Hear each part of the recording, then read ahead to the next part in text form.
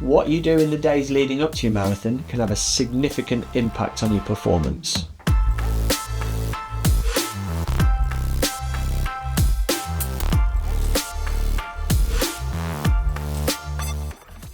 First up, carb loading is a well-known tactic used by endurance athletes that was popularised as long ago as the 1960s by British marathon runner Ron Hill. Think of your glycogen stores as the fuel that you have in the tank before a long journey. The more you start with, the longer you can keep going before you need to top up. If you're new to carb loading, a really simple implementation could just be to add a moderate extra portion of carbs in the last couple of days before race day to each of your meals. When I'm carb loading, I take it as an opportunity to have an extra serving of the things that I already like to eat, because I know that doing so is going to benefit me on race day. So that's an extra slice of toast in the morning with my breakfast. That's an extra serving of rice with my stir fry at lunch. That's an extra serving of pasta with my meal at dinner time. And that really sets me up really well going into race day. But I do consciously have more carbohydrate rich food. So for example, I have a big box of rice in my car that I made this morning. So I know, okay, even though I'm traveling, I have a couple cups of rice that I have ready to go, or I have some, granola bars that are basically just oats. And so I'm constantly making sure I'm gonna have really carbohydrate rich meals and be, get that carb intake. And also you're running less, so I'm not really burning through a lot of that glycogen, so I should be topped off.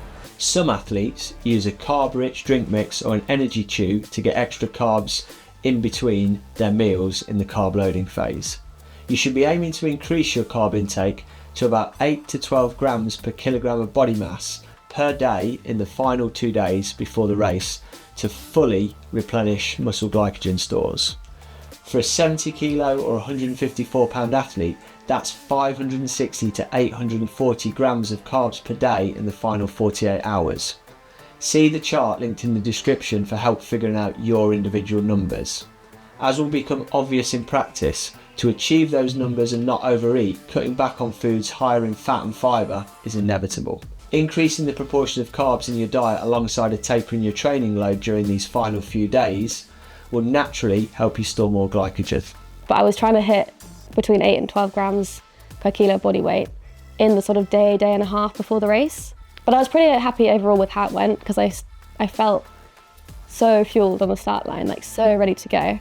That's exactly how you want to feel, I think, on the start of a marathon. And then I still felt pretty good energy-wise at 30k, which I think is a result of that whole fueling journey before and during the race. On race day, it's important to get in a final carb-rich meal in the hours immediately before the race, because your liver glycogen is typically depleted overnight. The general recommendation for pre-marathon carb intake is 1 to 4 grams of carbs per kilo, or 0.4 to 1.8 carbs per pound of body weight in the last 1 to 4 hours prior to the start. The closer you are to the start, the lower in that range you should be. So about 3 days before, I'll start to increase how much carbs I have. I like rice, pasta, all the standard stuff that athletes like. For some people, they don't like taking on food, so if you take in the carb drink, that's a good way of getting in the carbs much more easily. Some athletes do struggle to get a solid pre-race breakfast in because of pre-race nerves.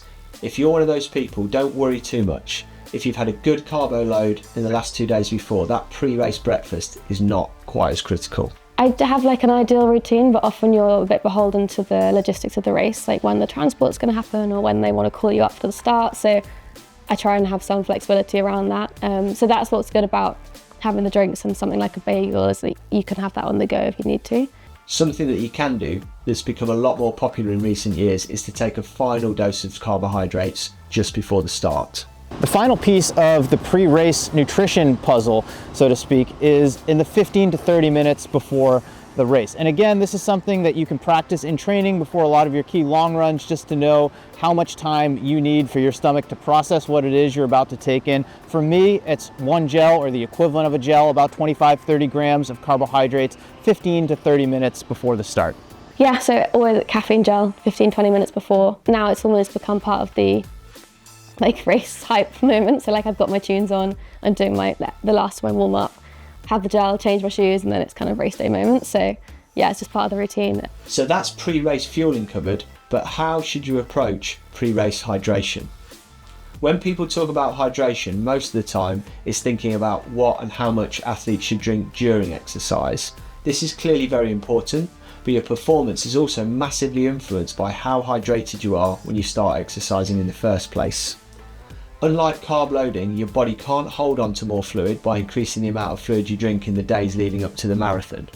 One of the most common mistakes we see athletes making is drinking lots of plain water in the build-up, but this only ensures you'll be joining the long queue for the Portaloo at the event village.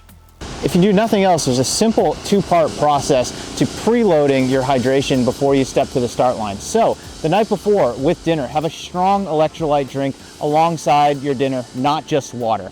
And then the morning of the race, you want to do the exact same thing. Strong electrolyte drink that you finish about 90 minutes before the start. Doesn't mean that you can't be sipping on something in those 90 minutes after that to the start, but you want to make sure that you finish that strong electrolyte drink about 90 minutes before the start. Give it enough time to get in your system and then use the restroom if necessary.